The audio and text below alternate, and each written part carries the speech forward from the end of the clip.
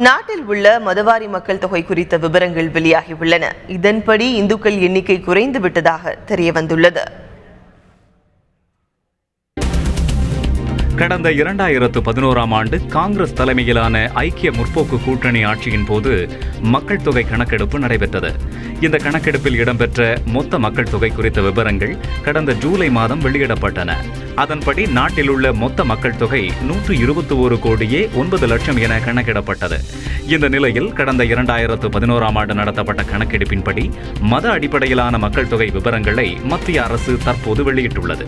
இந்த விவரங்கள் படி மொத்த மக்கள் தொகையில் 96 கோடியே 63 லட்சம் பேர் இந்துக்கள் என தெரிவிக்கப்பட்டுள்ளது. அதாவது நாட்டில் உள்ள இந்துக்களின் எண்ணிக்கை 79.8% உள்ளது.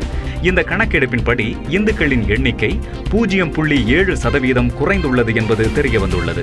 இஸ்லாமியர்களின் எண்ணிக்கை 14.2% என இந்த கணக்கெடுப்பு கூறுகிறது.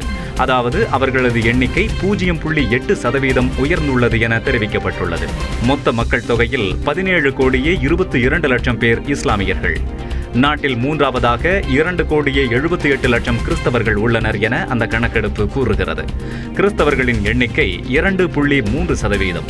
சீக்கியர்களின் எண்ணிக்கை 2 கோடியே 8 லட்சம். இது மொத்த மக்கள் தொகையில் 1.7%. இந்தியாவில் புத்த மதத்தைச் சேர்ந்தவர்கள் 0.7% பேர் உள்ளனர். அவர்களது எண்ணிக்கை 84 லட்சம். இதேபோல ஜெயின் மதத்தைச் சேர்ந்தவர்கள் 0.4% உள்ளனர். அதாவது 45 லட்சம் பேர் ஜெயின் மதத்தைச் சேர்ந்தவர்கள் உள்ளனர். மேலும் பிற மதங்களைச் சேர்ந்தவர்கள் 79 லட்சம் பேரும், எந்த மதத்தையும் சாராதவர்கள் 29 லட்சம் பேரும் இந்தியாவில் உள்ளதாக மத்திய அரசின் கணக்கெடுப்பு புள்ளி விவரங்களில் தெரிவிக்கப்பட்டுள்ளது.